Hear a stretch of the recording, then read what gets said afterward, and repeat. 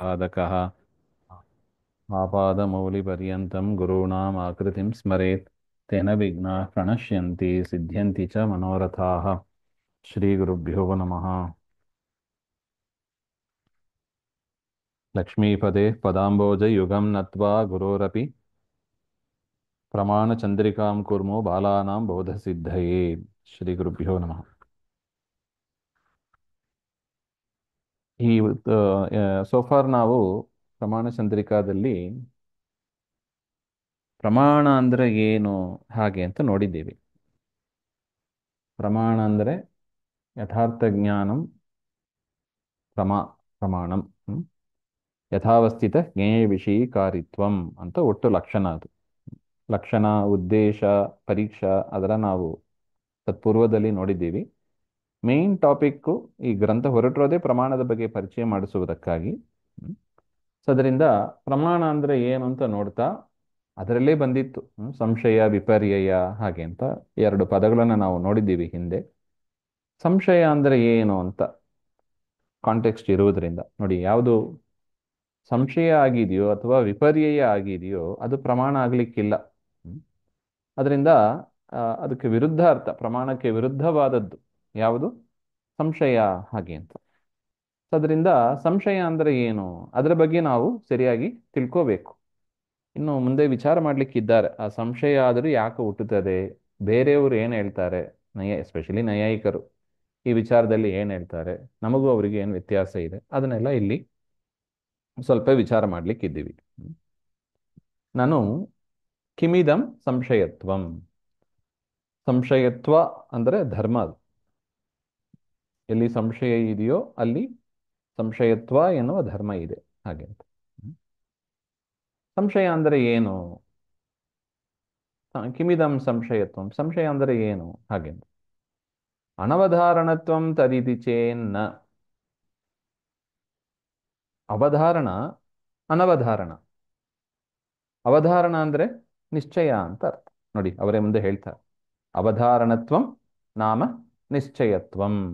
ಅವಧಾರಣತ್ವ ಅಂದ್ರೆ ನಿಶ್ಚಯತ್ವ ಅಂತ ಅಂದ್ರೆ ಡೆಫಿನೆಟ್ ನಾಲೆಜ್. ಡೆಫಿನೆಟ್ ನಾಲೆಜ್ ಕೂಡ ಇಲ್ಲಿ ಹೇಳಿಲ್ಲ. ಯಾವುದು ಡೆಫಿನೆಟ್ ಆಗಿ ಇದೆಯೋ ಅದನ್ನ ಅವಧಾರಣ ಅಂತ ಹೇಳ್ತೀವಿ. ಯಾವುದು ಡೌಟ್ಫುಲ್ ಆಗಿ ಇದೆಯೋ ಅದನ್ನ ಅನವಧಾರಣ ಅಂತ ಹೇಳ್ತೀವಿ ಅಂತ ಒಟ್ಟು. ಇದು ನಮಗೆ ಗೊತ್ತಿದಲ್ಲ, ಇದನ್ನೇನ್ರಿ ನೀವು ಹೇಳ್ತೀರಿ ಹಾಗಂತ ಒಂದು ಪ್ರಶ್ನೆ ಬರೋದು. ಸಣ್ಣ ಮಕ್ಕಳಿಗೂ ಕೂಡ ಗೊತ್ತಿರುತ್ತದೆ ಸಂಶಯ ಅಂದರೆ ಏನು, ವಿಪರ್ಯಯ ಅಂದ್ರೆ ಏನು ಗೊತ್ತಿರುತ್ತದೆ. ಇಲ್ಲಿ ಏನು ನೀವು ಇಲ್ಲಿ ದೊಡ್ಡದಾಗಿ ಚರ್ಚೆ ಮಾಡ್ತೀರಾ ಅಂತ ಒಂದು ಪ್ರಶ್ನೆ ಬರುತ್ತದೆ. ಈ ಪ್ರಕರಣ ಆದ್ಮೇಲೆ ನಿಮಗೆ ಗೊತ್ತಾಗ್ತದೆ ನೋಡಿ. ಎಷ್ಟು ವಿಷಯಗಳಿದೆ. ಇದು ಬಿ ಸಿಂಪಲ್ ವರ್ಡ್ ಇದು, ಅದರಲ್ಲೂ ಎಷ್ಟು ವಿಚಾರಗಳು ನಮ್ಮ ಹಿರಿಯರು ಕಂಡಿದ್ದಾರೆ ನೋಡಿ. ಅನವಧಾರಣತ್ವಂ ತದಿ ಇದು ಚೇನ್ನ, ಅನವಧಾರಣ ಅಂದ್ರೆ ಯಾವುದು ಡೆಫಿನೆಟ್ ಆಗಿ ಇಲ್ಲವೋ, ಅಂದರೆ ಯಾವುದು ಡೌಟ್ಫುಲ್ ಆಗಿ ಇದೆಯೋ, ಇಂಡೆಫಿನೆಟ್ ಆಗಿ ಯಾವುದು ಇದೆಯೋ, ಡೆಫಿನೆಟ್ ಟು ಇಂಡೆಫಿನೆಟ್. ಅನವಧಾರಣತ್ವ ಅಂದ್ರೆ ಒಟ್ಟು ಇಂಡೆಫಿನೆಟ್ ಅಂತಹ ಧರ್ಮ ಅದು. ಅನವಧಾರಣತ್ವ ಎನ್ನುವ ಧರ್ಮ, ಅದನ್ನೇ ನಾವು ಸಂಶಯತ್ವ ಹಾಗೆ ಅಂತ ನೋಡಿ. ಅನವಧಾರಣ ಅಂದ್ರೆ ಸಂಶಯ ಅಂತ ಹೇಳಬೇಕು. ನಾವೇನು ಹೇಳಕ್ಕೆ ಹೊರಟಿದ್ದೀವಿ? ಸಂಶಯತ್ವ ಹಾಗೆ ಅಂತ ಧರ್ಮವನ್ನು ಹೇಳಕ್ಕೆ ಹೊರಟಾಗ ಲಕ್ಷಣವನ್ನು ಹೇಳುವಾಗಲೂ ಕೂಡ ಅನವಧಾರಣತ್ವಂ ಅಂತಾನೆ ಹೇಳಬೇಕು. ಯಾಕೆ ನಾವೇನು ಹೇಳ್ತಾ ಇದ್ದೀವಿ? ಸಂಶಯತ್ವ. ಅದೇ ಥರ ಪ್ರಮಾಣ ಅಂದ್ರೆ ಧರ್ಮ, ಜ್ಞೇಯ ವಿಷಯೀಕಾರಿತ್ವ ಅಂತಾನೆ ಅದನ್ನು ಹೇಳಬೇಕು. ಸೊ ಪ್ರಮಾಣಕ್ಕೂ ವ್ಯತ್ಯಾಸ ಏನು? ಜ್ಞಾನ ಜ್ಞಾನತ್ವ ಇದ್ದಾಗೆ ಪ್ರಮಾಣ ಅಂತ ಆಗ್ತದೆ. ಅದೇ ಥರ ಅನವಧಾರಣತ್ವ ಯಾವುದು? ಸಂಶಯತ್ವ ಅಂದ್ರೆ ಏನು? ಅನವಧಾರಣತ್ವಂ ಹಾಗೆ ಅಂತ ಒಟ್ಟು. ಸೊ ಧರ್ಮವನ್ನು ಲಕ್ಷಣ ಮಾಡಿದಾಗ ಅದನ್ನೇ ಹೇಳಬೇಕು ಅಂತ. ತದಿತಿ ಚೇನ್ನ, ಯಾಕೆ? ಅವಧಾರಣತ್ವ ಅಂದ್ರೆ ನಿಶ್ಚಯತ್ವ. ತಚ್ಚ ಸಂಶಯ ಭಿನ್ನ ಜ್ಞಾನತ್ವಂ. ಅಲ್ಲ, ನಿಶ್ಚಯ ಜ್ಞಾನ ಅಂದ್ರೆ ಏನು? ನಿಶ್ಚಯತ್ವ ಅಂದ್ರೆ ಏನು? ಸಂಶಯ ಭಿನ್ನ ಜ್ಞಾನತ್ವ, ಸಂಶಯ ಇಲ್ಲದೆ ಇರುವುದು ಅಂತ.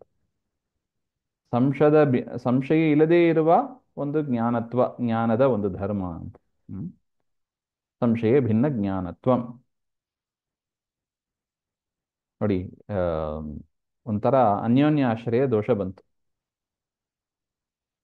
ಸಂಶಯ ಅಂದರೆ ಏನೋ ಸಂಶಯ ಭಿನ್ನವಾದ ಜ್ಞಾನ, ಅಥವಾ ಸಂಶಯತ್ವ ಅಂದರೆ ಸಂಶಯ ಭಿನ್ನ ಜ್ಞಾನತ್ವ. ಸಂಶಯತ್ವ ಅಂದರೆ ಏನು? ಸಂಶಯತ್ವಂಚ ನಿಶ್ಚಯ ಭಿನ್ನ ಜ್ಞಾನತ್ವ. ನಿಶ್ಚಯಕ್ಕಿಂತ ಭಿನ್ನವಾದ ಜ್ಞಾನ ಯಾವುದು ಇದೆಯೋ ಅದು ಸಂಶಯ ಭಿನ್ನ ಜ್ಞಾನತ್ವ. ಇತಿ ಅನ್ಯೋನ್ಯಾಶ್ರಯತ್ವ. ಅದರಿಂದ ಹ್ಮ್, ಅನ್ಯೋನ್ಯಾಶ್ರಯ. ಅನ್ಯೋನ್ಯಾಶ್ರಯ ಏನು ಅಂದರೆ ಏನು? ಅನ್ಯೋನ್ಯಾಶ್ರಯತ್ವ ನಾಮ ಜ್ಞಾನಸಿದ್ಧಯೇ ಪರಸ್ಪರ ಆಶ್ರಯತ್ವಂ. ಒಂದು ಪದ ಹೇಳಲಿಕ್ಕೆ ಇನ್ನೊಂದು ಪದವನ್ನ ಯೂಸ್ ಮಾಡಿ. ಹಾ, ಒಂದು ಪದ ಜ್ಞಾನಸಿದ್ಧಯೇ, ಒಂದು ಜ್ಞಾನಕ್ಕಾಗಿ ಪರಸ್ಪರ ಆಶ್ರಯತ್ವ. ಇದು ಅದನ್ನು ಆಶ್ರಯಿಸಿದೆ, ಅದು ಇದನ್ನು ಆಶ್ರಯಿಸಿದೆ. ನೋಡಿ, ಸಂಶಯ ಅಂದರೆ ಏನು? ನಿಶ್ಚಯ ಜ್ಞಾನ ಇಲ್ಲದೆ ಇರೋದು.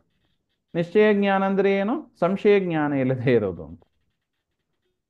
ಈಗ ನೋಡಿ, ಎರಡೂ ಕೂಡ ಡೆಫಿನೆಟ್ ಆಗಿ ಇದು ಅಂತ ಹೇಳಲಿಕ್ಕೆ ಬರೋದೇ ಇಲ್ಲ. ಯಾಕೆಂದ್ರೆ ಮೊದಲು ಇದು ಒಂದು ಅಂತ ಡೆಫಿನೆಟ್ ಆಗಿ ಕ್ಲಿಯರ್ ಆದ ಮೇಲೆ ನಾವು ಅದನ್ನ ಯೂಸ್ ಮಾಡಿ ಹಾ ಇದು ಹೀಗೆ ಅಂತ ಅರ್ಥ ಹೇಳ್ಬೋದು. ಮೊದಲನೇದೇ ಕ್ಲಿಯರ್ ಇಲ್ಲ, ಅದಕ್ಕೆ ಇನ್ನೊಂದು ವರ್ಡ್ ರೆಫರೆನ್ಸ್ ಬೇಕು. ಆ ವರ್ಡನ್ನ ತಿರ್ಗಾ ಮೊದಲು ಹೇಳಿದ ವರ್ಡ್ ಇಟ್ಕೊಂಡೆ ನಾವು ಮೀನಿಂಗ್ ಹೇಳಿದರೆ ಅನ್ಯೋನ್ಯಾಶ್ರಯ ಬರುತ್ತದೆ. ಅದರಿಂದ ತಚ್ಚ ಸಂಶಯ, ತಚ್ಚಬ್ದದಿಂದ ಸಂಶಯತ್ವ. ಸಂಶಯತ್ವ ಅಂದರೆ ನಿಶ್ಚಯತ್ವ. ನಿಶ್ಚಯತ್ವ ಅಂದರೆ ಏನು? ಸಂಶಯ ಭಿನ್ನ ಜ್ಞಾನತ್ವ. ಸಂಶಯತ್ವ ಅಂದರೆ ಏನು? ನಿಶ್ಚಯ ಭಿನ್ನ ಜ್ಞಾನತ್ವ. ಇದು ಅನ್ಯೋನ್ಯಾಶ್ರಯತ್ವ. ಅದೊಂದು ದೋಷ. ಅನ್ಯೋನ್ಯಾಶ್ರಯ ಎಂಬ ಅದು ಒಂದು ದೋಷ. ಆ ಥರ ವಾದ ಮಾಡಬಾರ್ದು, ಆ ಥರ ಒಂದು ವಿಚಾರವನ್ನು ಹೇಳಬಾರ್ದು.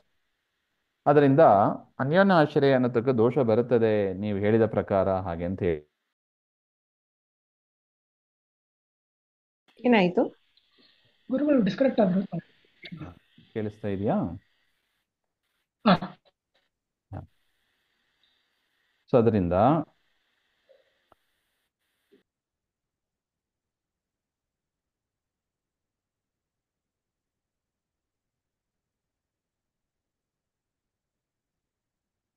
ನಿಶ್ಚಯತ್ವ, ನಿಶ್ಚಯ ಜ್ಞಾನ ಅಂದರೆ ಏನು? ಸಂಶಯ ಭಿನ್ನ ಜ್ಞಾನ. ಸಂಶಯ ಅಂದರೆ ಏನು? ನಿಶ್ಚಯ ಭಿನ್ನ ಜ್ಞಾನ. ಭಿನ್ನ ಅಂದರೆ ಡಿಫರೆಂಟ್, ನಿಶ್ಚಯಕ್ಕಿಂತ ಡಿಫರೆಂಟ್ ಆದ ಜ್ಞಾನ, ಅದು ಸಂಶಯ ಅಂತ ಹೇಳ್ತೀವಿ. ಹಾಗೆಂದ್ರೆ ಅನ್ಯೋನ್ಯಾಶ್ರಯ ಬಂತು ಹಾಗೆಂತ ಕೇಳಿದರೆ ಇತಿ ಚೇನ್ನ, ಆ ರೀತಿಯಾಗಿ ಹೇಳಲಿಕ್ಕೆ ಬರೋದಿಲ್ಲ. ಈಗ ನೋಡಿ, ಯಾತ್ರಾದ್ರು ಕೇಳಿದರೆ ಏನು ಹೇಳಬೇಕು? ಸಂಶಯ ಅಂದರೆ ಏನು?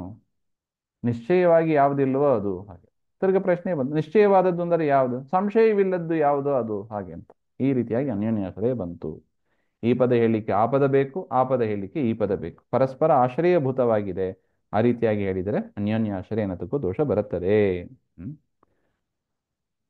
ಅದರಿಂದ ಹೇಳಿದರು ಅನವಧಾರಣ ಜ್ಞಾನತ್ವಸ್ಯೈವ ಸಂಶಯ ಲಕ್ಷಣತ್ವಾತ್ ನಚ ಅನ್ಯೋನ್ಯಾಶ್ರಯ.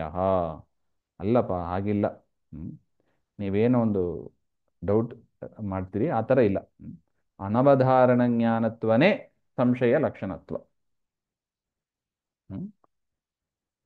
ಅನವಧಾರಣ ಜ್ಞಾನತ್ವನೇ ಸಂಶಯದ ಲಕ್ಷಣ. ಅದರಿಂದ ಅನ್ಯೋನ್ಯಾಶ್ರಯ ಬರೋದಿಲ್ಲ.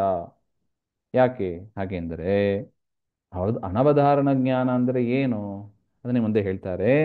ಏಕಸ್ಮಿನ್ ಧರ್ಮಿಣಿ ಭಾಸಮಾನ ವಿರುದ್ಧ ಅನೇಕಾಕಾರ ಅವಗಾಹಿ ಜ್ಞಾನಸ್ಯೈವ ಅನವಧಾರ ಜ್ಞಾನ ಪದೇನ ವಿವಕ್ಷಿತತ್ವಾತ್.